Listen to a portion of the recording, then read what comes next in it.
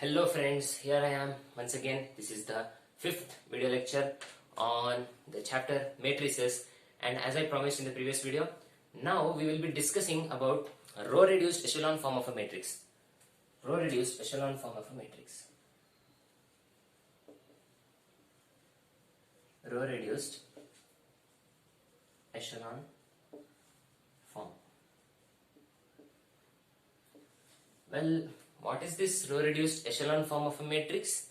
Well, it has certain properties which it should be holding true to come to a conclusion that it is a row reduced echelon matrix. Now, what are the properties? Let's see the definition. See, for a matrix to be row reduced, the following conditions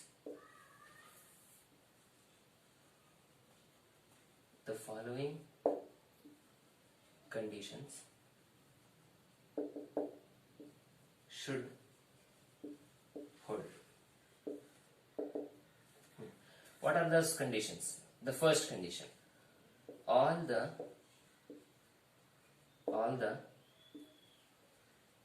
zero rows should be below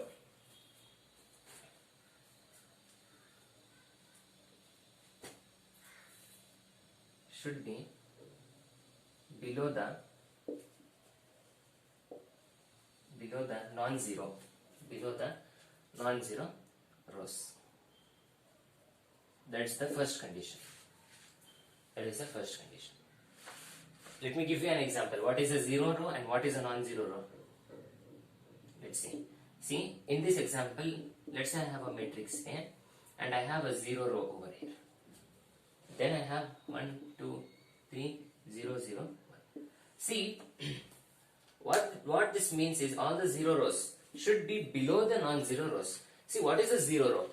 A row in which entire element, all the elements in the entire row are 0. See, in this case, see this row 1. This row 1 has all the elements 0. Similarly, see row 3. Tell me which one of these is a 0 row.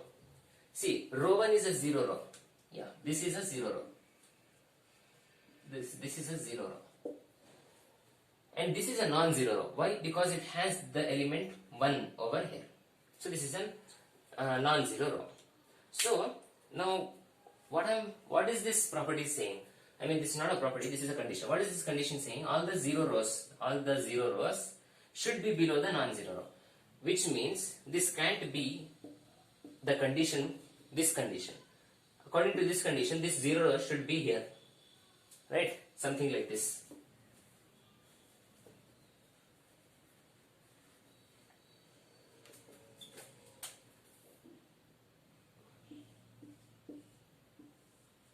Like this, right?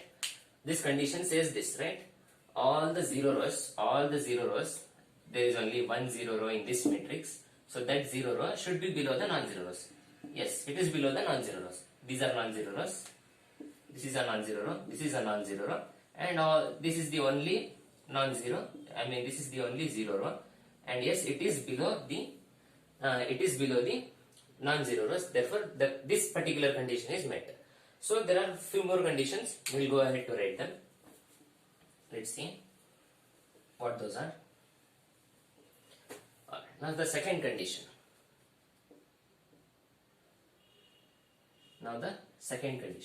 So the first condition is all the 0 rows should be below the non-zero rows. Alright, now the second condition. The leading coefficient, that is every non-zero coefficient, first non-zero coefficient, leading because leading which means first non-zero coefficient. So the leading coefficient, the first non-zero coefficient should be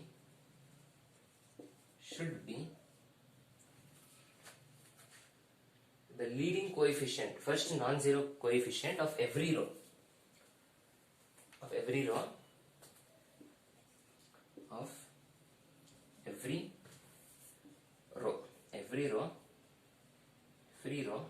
should be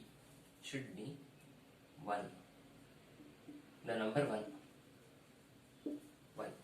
So what is this property telling? The leading coefficient, the first non-zero coefficient of every row should be 1. Let's try to look at an example. What is an example? Let's say I have a matrix A and I have 1 0 0 2 0 3 and 0 1 0.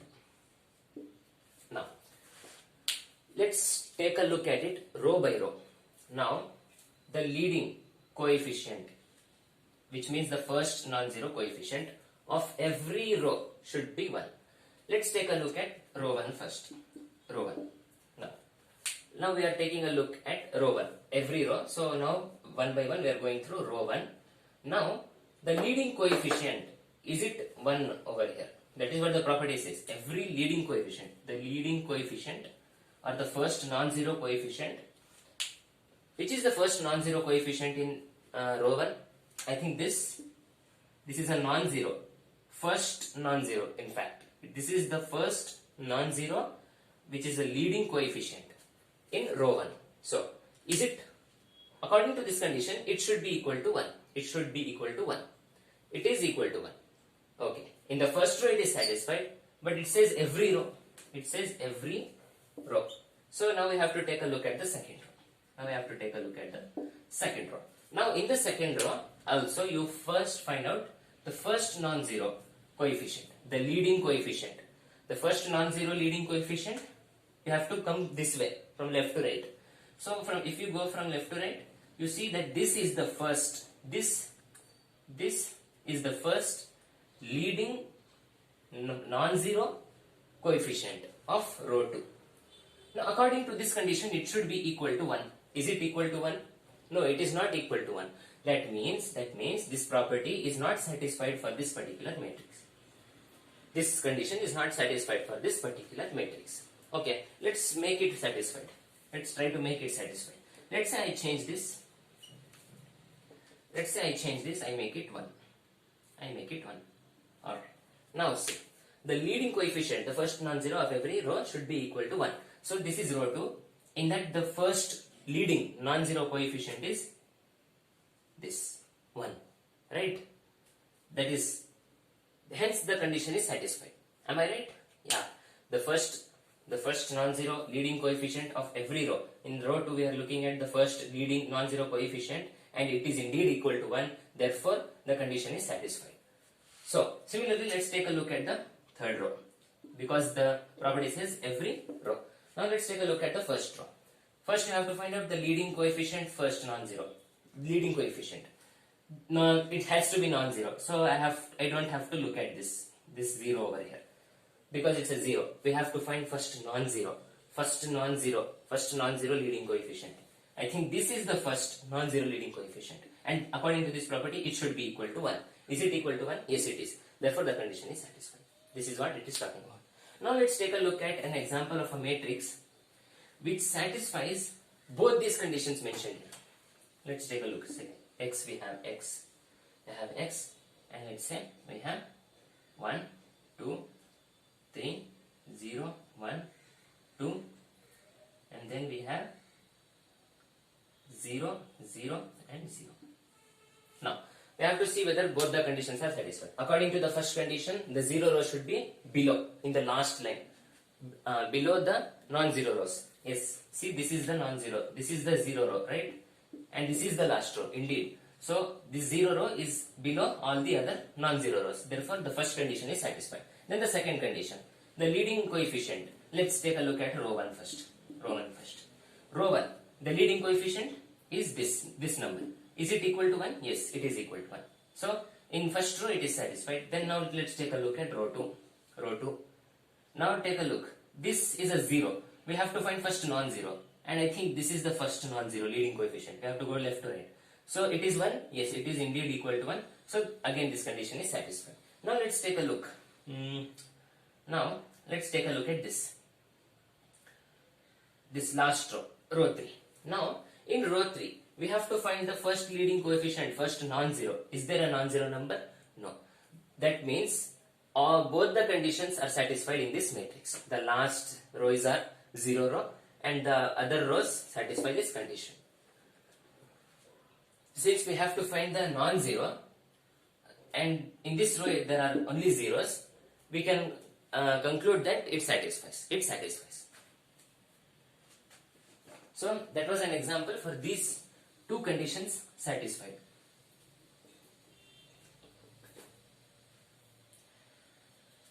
Okay, now the third condition. Now let's take a look at the third condition.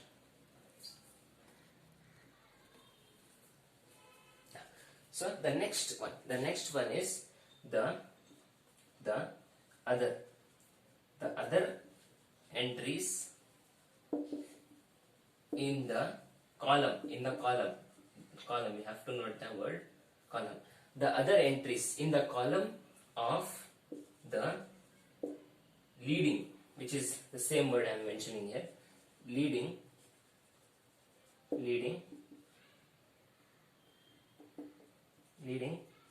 coefficient. The other entries in the column of the leading coefficient, or you can say the first non-zero coefficient. The other entries in the column of the leading coefficient are the first non-zero.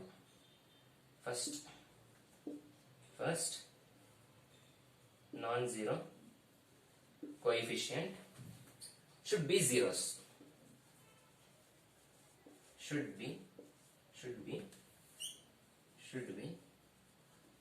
zeros. Now what does this mean? The other entries in the column of the leading coefficient, which is the first non-zero, should be zeros. Now let's take a look at an example.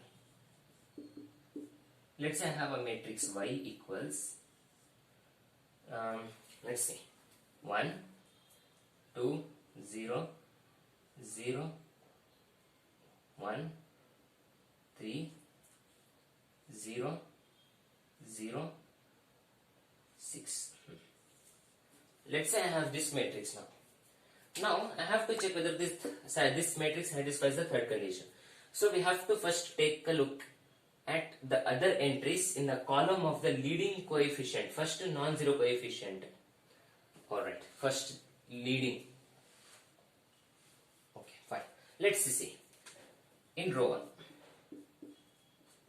1, what is the leading coefficient? I think this is the leading coefficient. Yes? Okay, fine. Now, the other entries in the column now, we are looking at the column. This is the leading coefficient. Now we have to take a look at the column of the leading coefficient, which is the column 1 in this case.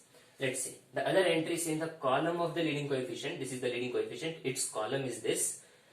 First non-zero should be zeros. See, it says that this is the leading coefficient and other entries, these are the other entries. These are the other entries in that column.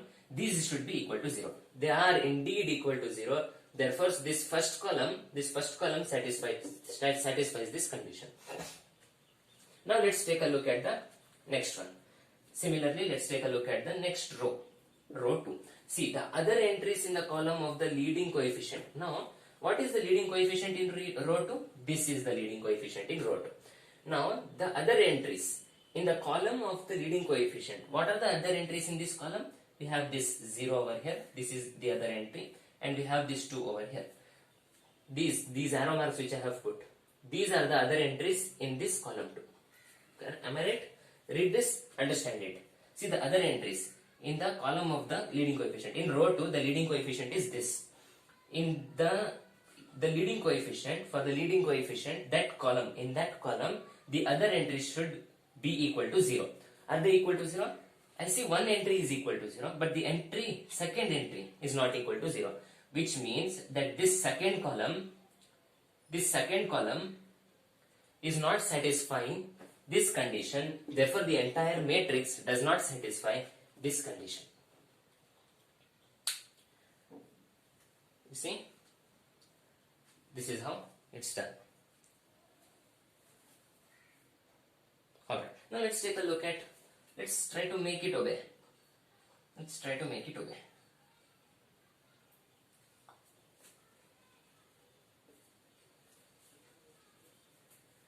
Let me give you one more example which will obey this property. Let's say 1, we have 1. Let's say we have 0 and a 3. We have 0, 1, 0, and the last row is 0, 0 and 0. Now, take a look at this matrix. Okay, let's not say this matrix. Let me just make a little. Let's see. 1, 2. Yeah. Now take a look at this matrix. Now see whether this matrix satisfies all the three conditions. Do it by yourself. Yes, indeed, it does satisfy all the three conditions. The first condition is easily satisfied. You can see the 0 row is in the last row. Then the leading coefficient of every row should be 1. Yeah, you see row 1, the leading coefficient is this, it is equal to 1. Then you see this, the leading coefficient, it is indeed equal to 1. Then the other entries in the column of the leading coefficient should be zeros. So this condition doesn't look like it is satisfied in this matrix. Why? Because you can see over here that the leading coefficient in row 1 is this, and the other entries are not 0, because this number over here is 1, which means this third condition is not satisfied. So I have to make it satisfy. Then, which means, let me give you one more example. Let me say I have this matrix. Now see, does this matrix satisfy? The first condition is still satisfied. Second condition, the leading coefficient should be 1. Here in row 2, leading coefficient is 1. So that second is also satisfied. And the third one is also satisfied. Third one is also satisfied. The other entries are 0. Alright. Now, let's say this is a column. Let's say I will say this is column 1.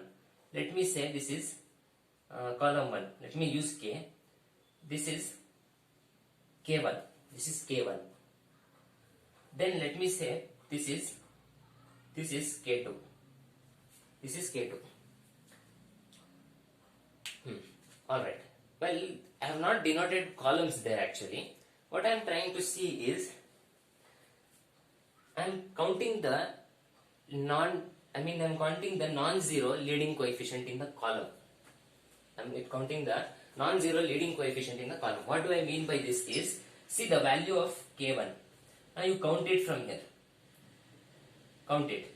Now, while counting, let me see. This is a 0. I won't stop. This is a non-zero element. This is a non-zero element. In which row does it occur? It occurs in row 2, second row. This is important. So this means I can say K1 is equal to 2. This is important one for the next property. You have to know this. K1 is equal to 2. Similarly, what will be the value of K2? What will be the value of K2? K2. See, K2, I have to start from the top to bottom and see where in which row the first non-zero leading coefficient occurs. See, when I start counting from above, I see that in the row 1 itself, in row 1 itself, there is a non-zero leading coefficient, which means the first row, this number, first row, row 1, that will be the value. Here also you can see. Here I took K1, this column, and I started counting. This is a 0, I'll leave it. The first non-zero occurs here in row 2, so I took the number 2. So, what can you say here? Here I see that K1 is greater than K2. Right? Right? Yes. So, Just make a note of it because the next property will be dealing with that.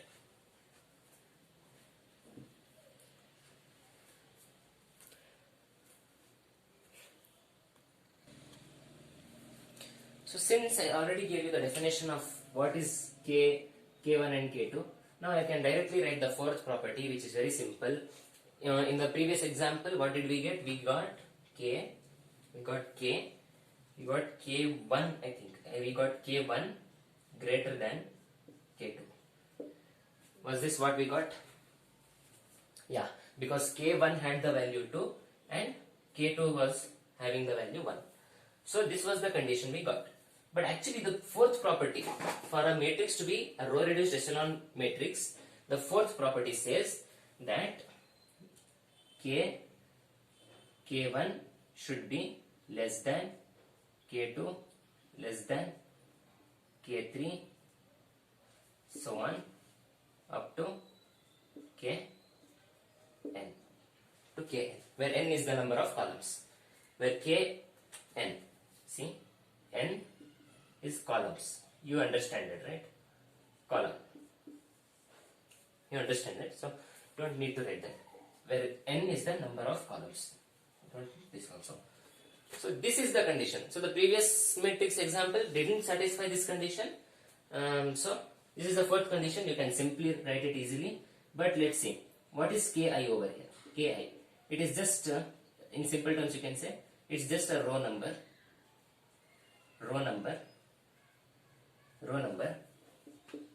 In which it is just a row number in which the first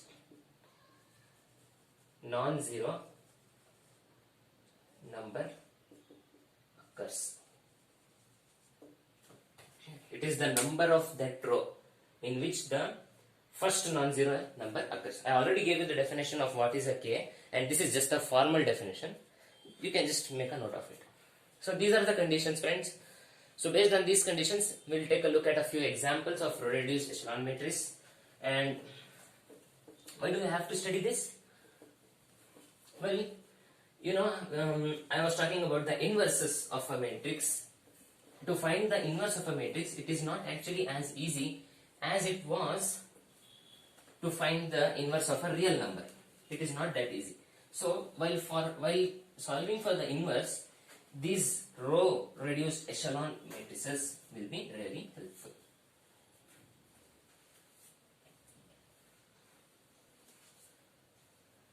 Alright, so let's take a look at an example. What you have to do is, I have already given you those four properties.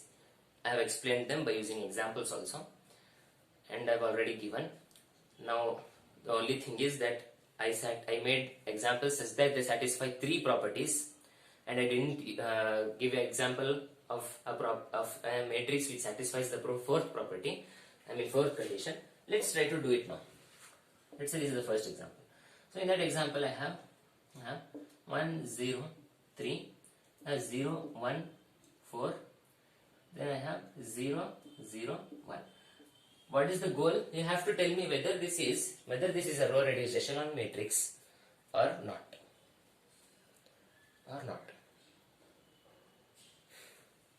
Well, actually, this is not a row reduced echelon matrix. Now why? Why is this not? Let's take a look at those examples again and again. First condition. All the 0 rows should be below the non-zero rows. There are no 0 rows. You can see. Well, row 1 is not a 0 row, row 2 is not a 0 row, row 3 is not a 0 row. There are no 0 rows. Done. The first condition we can just let it go. Then, what was the second condition? The leading coefficient of every row. Let's mark the rows.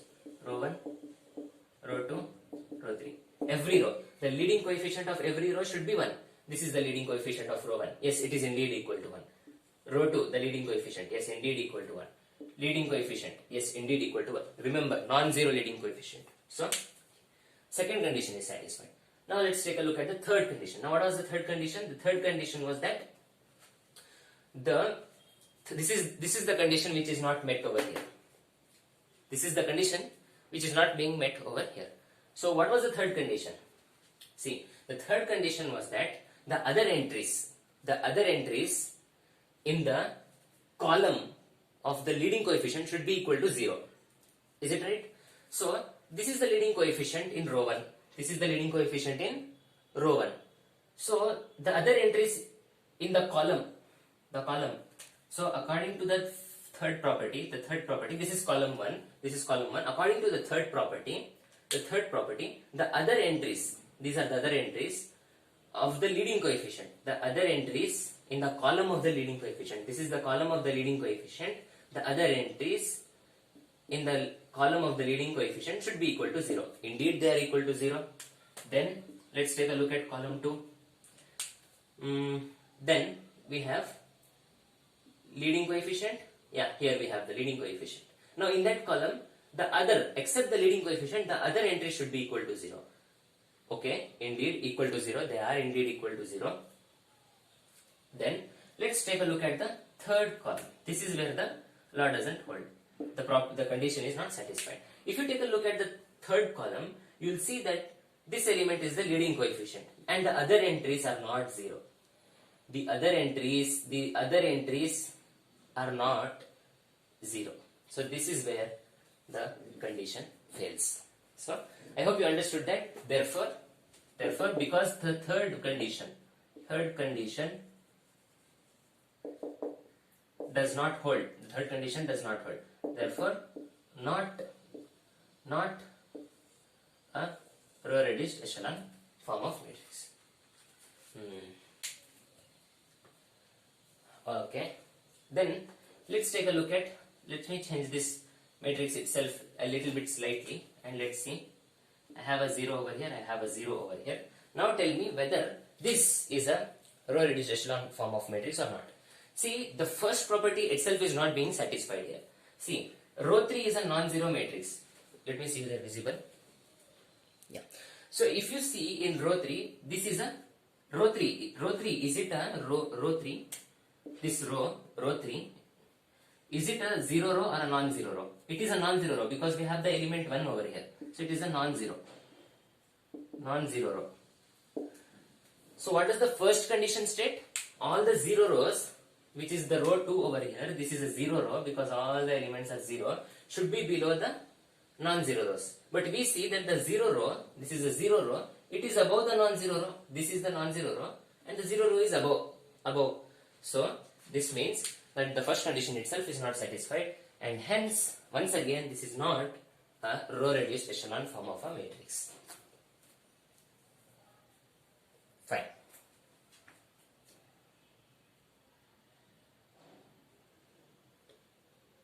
Let's take one more example. Let's say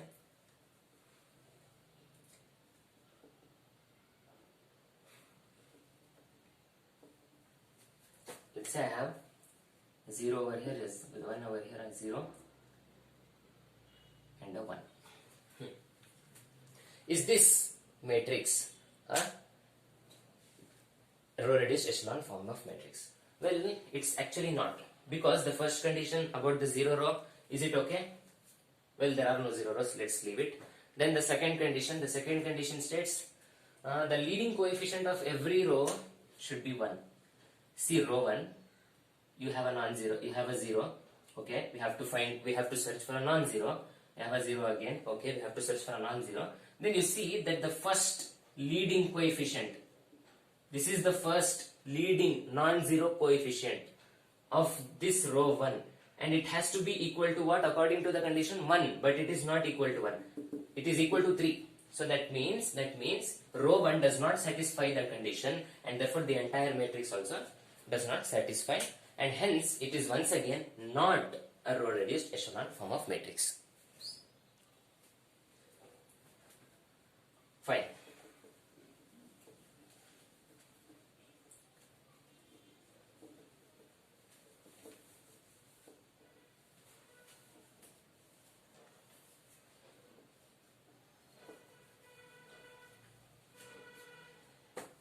Now let's take a look at an example. Let's say I have 0, 1, 3, 1, 0, 4, I have 0, 0, 0. Try it on this. Well, if you see, all the first three conditions are satisfied. The first leading coefficient is 1, the 0 row is below all the other non-zero rows. Then what was the other condition? Then the other condition was that other entries of the leading coefficient column should be 0. Okay, that is also done. Now the only thing is that condition, the last fourth condition needs to be met. What is that? It is k1 less than k2 less than k3 up to less than kn. Let's see if this condition is being met. Alright, let's see. What is k1? As I told you in that example also I gave k1. What is k1? It is nothing but it's like column 1. Think it about as column 1. So I take a look at column 1. Okay, I took a look at column 1. Now you start counting from here, from top to bottom. 1, 2. Now when I came to 2, there is a leading coefficient. There is a leading coefficient of this row. This is the leading coefficient, right? In this column, we have zeros everywhere except for this. This is a non-zero coefficient. Okay, so this is present in row 2. Oh, okay, fine. So the number 2 needs to be written over here. Similarly, I have to find out k2. And let me find k3.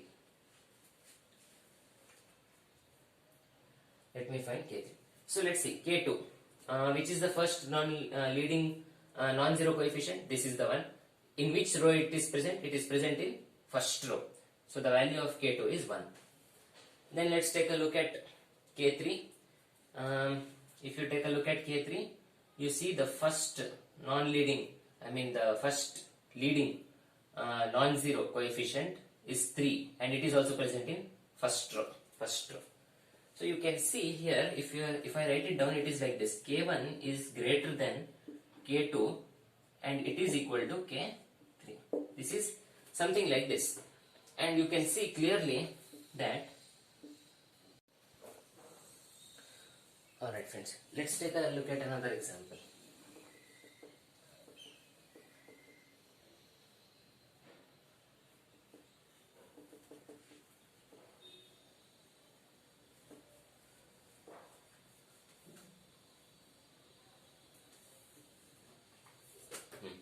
Alright, let's say an example A. We have a matrix A. Example 1, 0, 3, 0, 1, 4, 0, 0, 0. See if this matrix satisfies all the conditions. Fine. Now let's go ahead one by one. This looks similar to the previous question, but let's see. The first condition, 0 row. The row 3 is the 0 row and it should be present below all the non-zero rows. Yes, indeed it is present below the non-zero rows. Then the second condition, the leading coefficient of every row, the leading non-zero coefficient of every row should be equal to 1. Yes, 1, it is equal to 1 in row 1, then it is equal to 1 in row 2. Okay, in this there are no non-zero coefficients, so we can say that condition is satisfied. That condition is satisfied. Now the third condition, in which column the leading coefficient is present, the other entries in that column should be equal to 0. Indeed equal to 0 in column 1. Then let's see column 2. In that column we have the leading coefficient here and the other entries are indeed equal to 0. In the third column we don't have any leading coefficient. See, for row 1 this was the leading coefficient. For row 2 this was the leading coefficient. For row 3 the leading coefficient was supposed to be here maybe. So but it's not there. So we don't have to check for that. Because 3 and 4 are not leading coefficients. We have to check only for leading coefficients. Only leading coefficients should have the other entries 0. And since 3 and 4 are not leading coefficients, we can ignore them. Fine. Now, the next condition. The next condition says about k1, right? I think we are done with all the conditions. Okay, now the last one. This k1 should be less than k2, less than k3, up to kn. Fine. That's the condition to be satisfied. let's see if that condition is satisfied. Let's try to find out K1. K1 equal to, or let's say not equal to, let's say K1. K1. Now what is K1? I said think of it as column 1. Now in column 1, when you start counting from top to bottom, observe carefully in which the leading coefficient occurs. At what number the leading coefficient, that is important. The first non-zero leading coefficient, leading, that needs to be important. So for row 1, what is the leading coefficient? It is this. Fine, okay. Then at what number in this column? In this column there are 3 elements. This is number 1, let's say this is the first, this is the second, and this is the third. So in which number does it occur? It occurs in the first number. So I will say K1 is 1. K1 is 1. Similarly, let's try to find out K2. Now in K2, that is column 2. In column 2, is there a leading coefficient? I have already circled there is a leading coefficient. If you see row 2 carefully, you see row 2. For row 2, this is the leading coefficient. This is the leading coefficient and it is present in column 2. At what number? At the second element, as the second element. So K2 is equal to 2. So K2 is 2. So K2 is 2. Fine. Then the next condition. So then we have to take a look at K3. K3, which means the column 3. In column 3, if you see, there is no leading coefficient at all.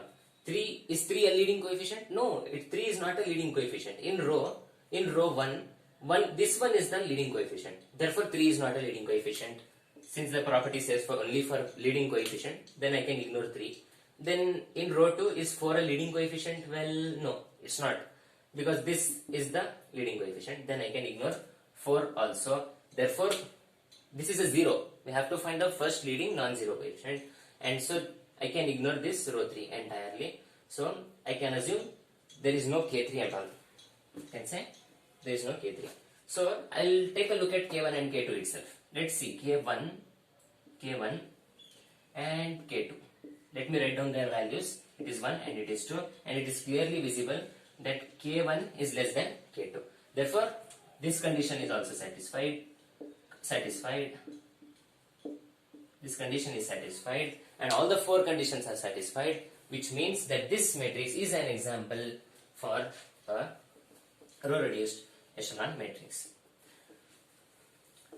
One more important thing about identity matrix: every identity matrix is a row reduced echelon matrix. Every identity matrix, keep this in mind, every identity matrix is a row reduced echelon form of matrix. You can see this, you can check it by yourself. Since I have given you plenty of examples, you can check it by yourself. Then if I write down the, I meant to write the identity matrix, so there you go. You can check it by yourself. Very simple. Check for any 0 rows. Are there any 0 rows? No, there are no 0 rows. Forget about it. Then we have the leading coefficient. Leading coefficient in every row should be 1. In this leading coefficient 1, in this leading coefficient 1, and in this row also leading coefficient 1. Fine. That's also perfect. Then the third condition, all the other entries, this is the leading coefficient, and in that leading coefficient column, all the other entries should be 0, indeed equal to 0. If this is the leading coefficient, other entries are 0. Here, this is the leading coefficient, indeed other elements are 0. We are talking about columns. Then similarly going forward, we have to take the last one. So here you can see K1, the value of K1 is 1, K2 is 2, similarly K3 is 3. Why? See, this is the leading coefficient, and this is present in column 1, in the first place. This is the first place, second place. You can think about it like that. Second place, and this is the third place. So it's present in the first. Then in K2 column 2, you can see this is the leading coefficient, and it is present in the second place. Okay. You can actually, this is the row 1, this is the row 2, this is the row 3, and then in coming to column 3, in the third column K3, we have the leading coefficient present in the third place. So it is 3. And indeed you can see that this is satisfied also. So you can directly say every identity matrix is a row reduced echelon form of matrix. So now after taking a look at all of this, now the first thing that comes to your mind is, okay, very great, we saw many examples which were not an example for a row reduced echelon matrix. Is there a way to convert a given matrix into a row reduced echelon form of matrix? Well, it turns out that yes, there is a way. And what is that? It is by using the operation called as row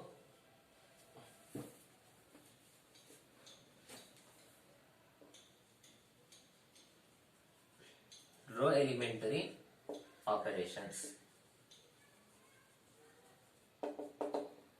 Row elementary operations. Fine. Now, what are the row elementary operations? Well, there are a few row elementary operations. Let's go through them one by one. I think there are 3, that's all, not too many. So, what is the first one? What is the first one? The first one is very simple. Interchange ith row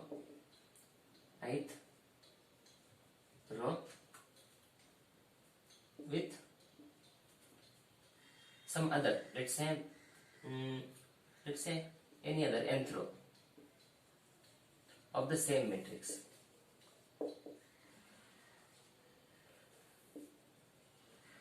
It is as simple as that. Let's see. Let's take a look at an example. Let's say I have a matrix A, 1 0 3 0 2 1 0 1 1. I have this matrix over here. Now I want to do, let's say this is a 0 matrix I have all over on the top. Now, according to the properties of row reduced echelon matrix, this is a 0 row and it is above the non-zero rows, and I have to bring it down over here. So for that I can use this property. Just giving you an example. So you can say R1 interchange with R3. This is an example for a row operation. This is how it's denoted. So you can see this is row 1 and this is row 3 and this is row 3. Just interchange them. That's it. So after applying the row operation, you will get 0 1 1. 0 to 1. We don't do anything with the row 2. So now you have 0 0 0. You can see row 1 is interchanged with row 3 and vice versa. So this is one example. This is one example of a row operation. You can copy it down. Now after this, similar operation can also be performed on columns. Let me give you an example. I said it can be a column operation or a row operation. It can be anything. So I would say column 1 interchanged with column 3. I can even do that. And don't think that I am taking column 1 and 3. You can also do it for column 1 and 2 or any column. So column 1 getting interchanged with column 2. That means 0 2 1 0 0 0 0 1 1 0 1. I think this will be the matrix after performing that operation. Fine. So this was the first property. The first row operation, which is usually performed on matrices. Now let's take a look at the second matrix, second elementary operation. The second kind we have is multiply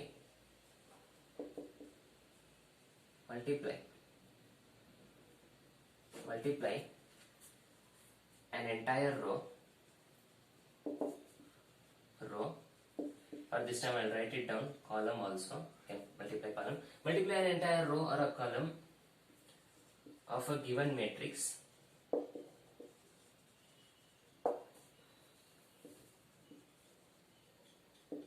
by a scalar mu.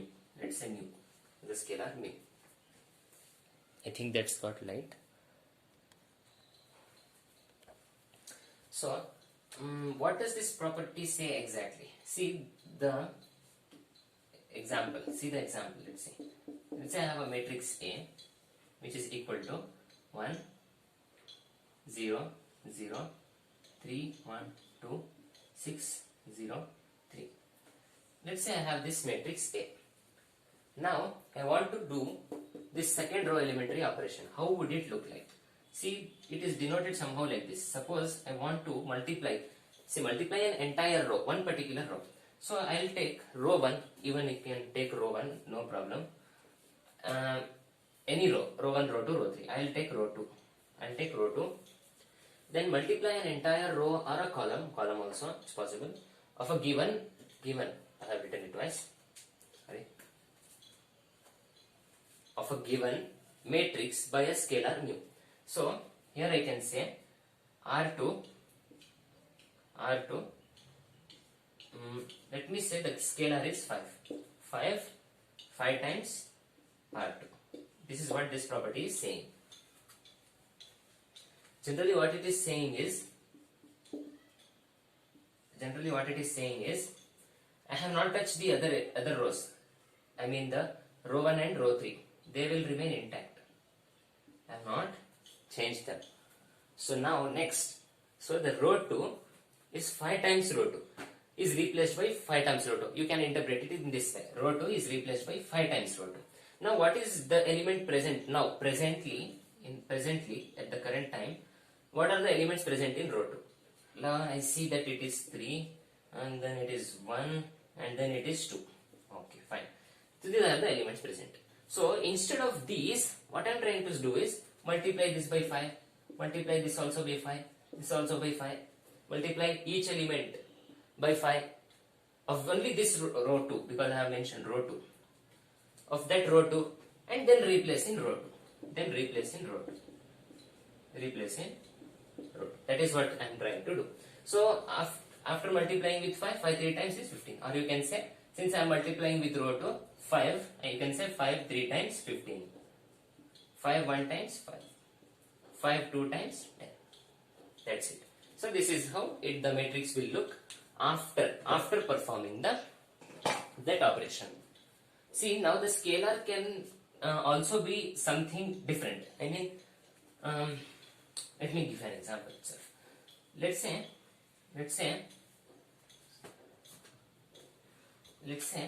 I do R3 this time. As I told you, you can do anything. So R3. Now for R3, I will give, I will multiply row 3 with some scalar. I will multiply it by 1 divided by 3. This is also a scalar. 1 divided by 3 is also a scalar. Now let's see what will be the answer. Now what are the present elements of row 3? It is 6, 0, 3. 6, I have a 6, I have a 0, and I have a 3. Now what am I doing with that? I am doing it multiplied by 1 by 3. Multiplied by 1 by 3. Multiplied by 1 divided by 3. This is what I am doing. So after multiplication, I replace this on R3, row 3. All three of them. This is what I am doing. This is what this notation means. So row 3, I'll get 3 1 times, 3 2 times 6. This is 0. 3 3 gets cancelled, so 1. So basically after performing that operation, that particular operation, I'll get, since row 1 and row 2 are not touched, they'll remain the same as it is here, whatever the elements are there. Now that that operation has affected row 3 and it is giving me the answers to 0 and 3. Or you can do it directly also. Directly how? Since I am performing the operation on row 3, you can think in your mind sometimes quickly. It will be helpful when doing examinations like this. So you don't have to write this. You don't have to write this. You have to think in this way in your mind. Alright? So you have this 6 divided by 3, 0 divided by 3, 3 divided by 3. So what will you get? This is what I am trying to do, right? Or you can see this also. I am doing 1 by 3 into R3, or you can say R3 divided by 3. But this looks like 3 and 3 gets cancelled, so we actually don't write it that way. So it is always like this. You will always see it like this. So now, but the operation means this. The operation means this. So you can directly do it. So this will be 2, as I told you. This will be 2, this will be 0, and this will be 1. So after applying that operation, you will get this matrix. Just have to remember that every element, since row 3 is being taken for the operation, so each and every element of row 3 should be multiplied with that constant scalar. Similar operation can also be done on column. The only thing is each and every element of the column will be multiplied or divided by the scalar. Maybe I'll give you an example also. Don't worry. Let's say column 3 and column 3. Instead of row 3 and row 3, let's say column 3 and column 3. On applying that operation, let's remove this now. Now let's remove this and now let's see. We have now this matrix. Now column 1 and column 2 are not affected. I'll write down the column 1 and column 2 as it is. Now column 3 says 1 divided by column 3. Now this is divided by 3, this is divided by 3 and this is divided by 3. This might be confusing you. This row 2 option there. This is column 3. On this column we are applying that operation. So this is column 3. So for each and every element of column 3 you have to do that operation. On doing that, so first element divided by 3 will be 0. Second element divided by 3, it will become 2 divided by 3. Then the last element divided by 3 will become 1. So this is the metric we will obtain after applying that column operation. Fine. So this was about row operation and column operation. Two of the operations are done. Now let's go ahead to the last one. Let's do the last one. Fine. Fine. The third one. Now what is the third one? Well,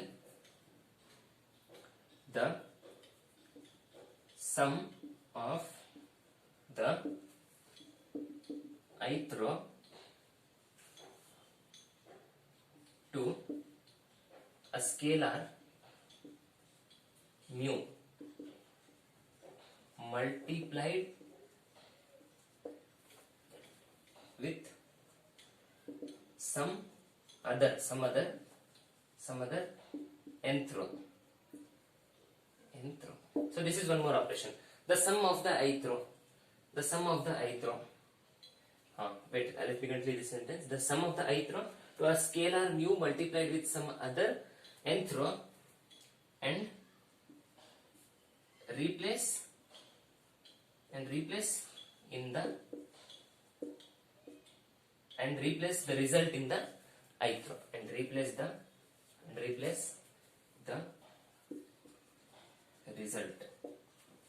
result in ith row. What does this mean? Let's take an example to make things clear. Sum of the ith row. So let's say some row I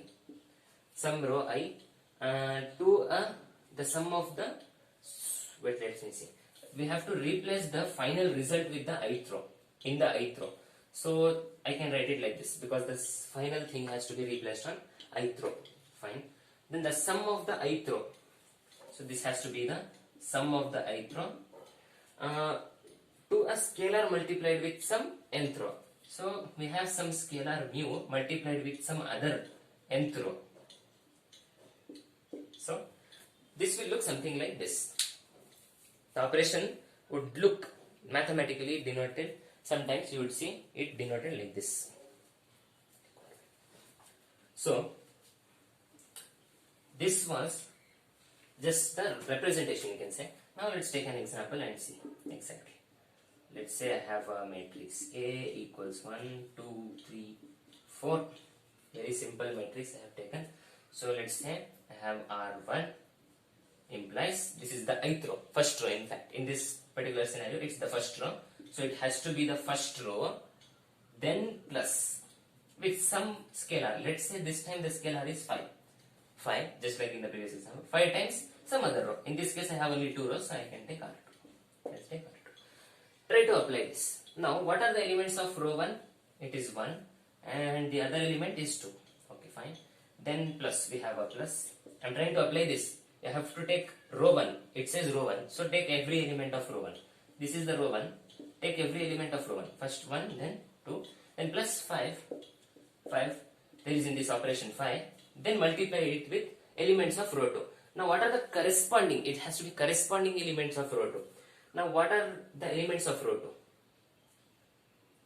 What are the elements of row 2? See the first element. First element, you have to go from left to right. Since we went left to right while solving for the first one, go from left to right for the second one also. So this will be 3. Because for 1, the corresponding of element of 1 in row 1, the corresponding element of 1 in row 2 is this element. These and this. The circled ones are the corresponding elements and the boxed ones are corresponding elements. This makes it more clear. Now similarly, here I have written 2, here there is the 2, this 2 it is. So the corresponding element of this should be written there. So this becomes 4. Now you have to solve that. After solving, what does this say? You have to replace in row 1. After solving, you have to replace in row 1. So let's say A is equal to, since I have to replace in row 1, the row 2 remains unchanged. Row 2 remains unchanged. Now in the row 1, you will get 1 plus 5 times 3. 15 plus 1, 16. You will get 16. Similarly, we have 2 plus 5 times 4. 5 4 times is 20. 20 plus 2 is 22. So after applying that operation, you will get this answer. Well, there is one thing I want to talk to you about this row operation, the last one, is this possible? R2 implies R2 plus R1. Is this row operation possible for a matrix? Possible for applying on a matrix? Let's say we have the same matrix, A equals 1, 2, 3, 4, 5. Try to see if we can apply that. See, you might say, okay, it is the ith row, so we have the ith row, plus we had to have some scalar times the row, some scalar mu times the row. Well, actually you don't have a scalar there, you might think, but actually the scalar is 1. The scalar mu, which I have not written there, since if there is no coefficient written, then it is considered as 1, you know that. So mu is actually 1, therefore performing this operation on this is also possible, and you can do that. It's just easy from now. So these were the row operations. These were the row operations performed. So by using these row operations, we can easily solve to find the row reduced echelon form of a matrix, about which we will be taking a look at the next video. So until then, friends, keep watching and keep studying, keep revising this, and we will take a few examples in the next video about row reduced echelon form, and we'll try to bring it to by using those conditions which I set for a row reduced echelon form in this video. We'll try to use that and bring it down to row reduced echelon form. Thank you guys.